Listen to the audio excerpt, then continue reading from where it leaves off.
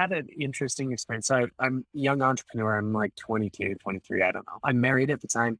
I remember I met this guy named Kenton Worthington, super successful entrepreneur, but somebody super charismatic, right?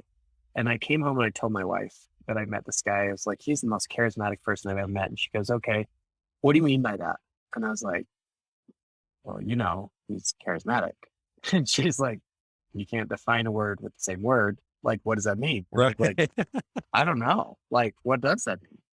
And so I started to watch him and, like he has a bigger personality. He's more of an extrovert, but I know people, I could name 4 or 5 people off the top of my head that are extremely charismatic leaders, like CEOs of huge companies, very introverted.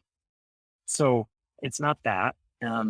Here, my takeaway was this: anytime I interacted with Kenton in person, over email, social media, it didn't matter. I came away feeling better about myself for having been with him. And to me, I was like, that is charisma right there. Right. Like he's genuinely happy for me, for my success. He will praise me. He'll give compliments. He'll ask questions. Like it's not all about him. Now, do I know a lot? Is there stuff that I learn about him and does he share his story? Yeah, absolutely. But every time I come away, I don't feel worse. I feel better about myself and not just like feel better about him. I feel better about me.